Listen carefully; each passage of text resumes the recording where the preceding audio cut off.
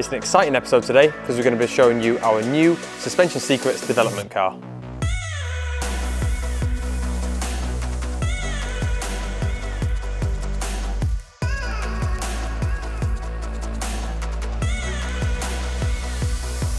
We're down at Kaaimans International today to collect our new development car for Suspension Secrets. Don't worry though, the BMW M3 project isn't being halted. That's still ongoing, and in fact we have a video coming very soon on the brake package developments we've made over winter, and we'll be back on track in that car soon to continue the developments of the chassis and date logging the changes as we go along. This new car is going to be running alongside the M3, and we're going to be taking it on a slightly different route, doing a similar sort of thing but on a different platform and chassis. Kaaimans here do specialise in some very high-end cars, so we thought before we show you the new car, we'd show you a few of the cars they've got in stock here, as there's some very rare and some very interesting cars around us right now. One of the cars in the showroom here is the Aston Martin Vulcan, which is basically an all-out assault on the senses, built by Aston Martin as a showcase of what they're capable of achieving, and it is absolutely stunning. So this chassis is entirely carbon fibre. Like everything we're looking at here is basically made of carbon fibre. It's got plastic windows. It is a track-only car though, so this can't go on the road. It is purely for the track, but it is an absolutely incredible machine for that. Just lifting the lid on this thing, I mean, the car continues to be a work of art at every single layer. You go into the interior, under the engine, it's just all a work of art. The attention to detail is phenomenal on this car. Looking at the suspension, something we're obviously interested in. This car's actually got push rod bell crank suspension, so it's inboard and it's got a bell crank so you can tune the installation ratio of the car, and it keeps the mass inboard as well. So it's a really full-on race car setup effectively. It's also got four-way adjustable multimatic dampers fitted, so it's an extremely capable track car. It's not just something in a pretty dress. This really is the bare bones of a race car that looks as good as this as well. We're in absolute supercar heaven here. I mean, we've got a 550 Barchetta, Ford GT and a Lamborghini Murcielago LP640, all of which are stunning pieces of engineering and an absolute experience to be sat in, let alone drive. So let's take a look at what we've gone with for our development car. It's under here, under this cover at the front. So this is what we're going to be developing going forward in its own series alongside the M3.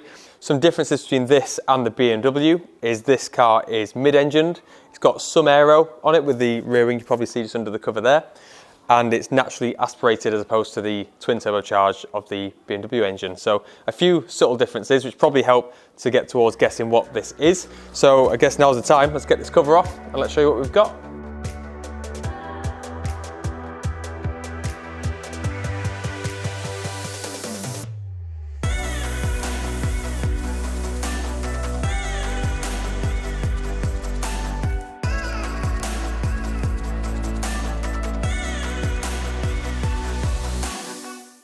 So here it is, the Porsche Cayman 718 GT4.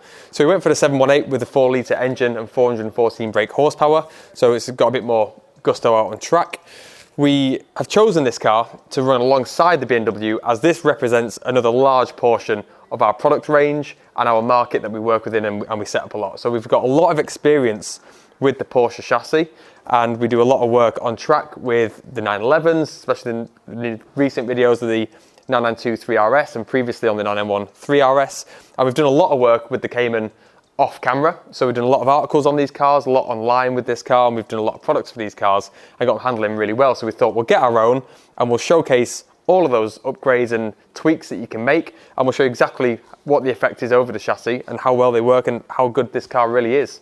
The reason we chose this one in particular was the spec that comes with the car. So we've got the carbon ceramics as standard, which are obviously perfect for on-track performance, and we'll be looking into the brake work down the line as well and the development of that a little bit more.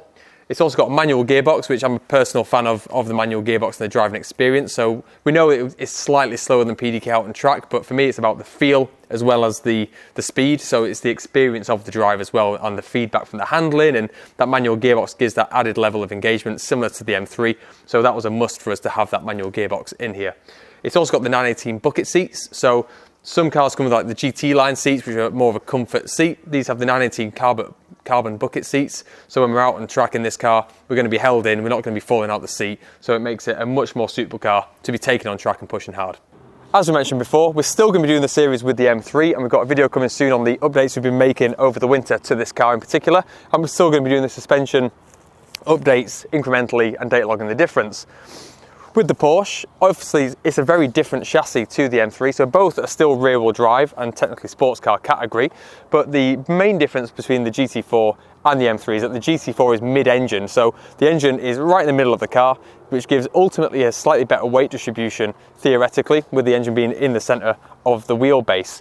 So that's the biggest difference, and with that being a difference, you have a lighter nose than you do on the M3, so it's a very different way of setting a car up to get this to perform on track well compared to getting this to perform on track well. So it's a different path we're going to be taking. That said, we're going to be doing a very similar thing in terms of the video series, where we're going to be incrementally changing the GT4 suspension to get the most out of the chassis and seeing what difference each component makes as we make that change. So right now, the car is totally standard. So what we're going to be doing first is we're going to be taking it to track totally standard, and we're going to be making adjustments and installing our settings on the suspension to see how that makes an effect over the chassis, and data logging the difference and showing you what effect that makes. From that point, we're going to be having a look at the top mounts we make and things like that to see what difference they make, and ultimately see how well we can make this car handle on the road and out on track. So we want to get this to being quite a fast GT4. The GT4 as a base is technically a better makeup than the GT3s, because although it's the baby GT range, so the GT4 is the baby of the GTs with the GT3, 3RS and GT2 RSs, it is technically a better platform because it's mid-engine. It doesn't have the rear engine, which is really in the wrong place. So with the 3s and the 3RSs, you've got trick rear steer systems that are now coming into play to help manage that rear engine positioning. So and on the new 992 3RS, you've got the massive rear wings, you've got a lot of downforce in the mix to help keep that rear stable, because ultimately the engine is really in the wrong place, whereas with the GT4, the engine is in the correct place. So as a balanced chassis to begin with, it's technically a better starting point. So we're going to be making those changes as we go along. So if you want to see anything in this video series that you want to make to your Porsche, or you'd like to see made to a Porsche, or you'd like to see a before and after and a difference, put it in the comments and we'll see if we can work that into the series, because ultimately we want to be showing you what you want to see.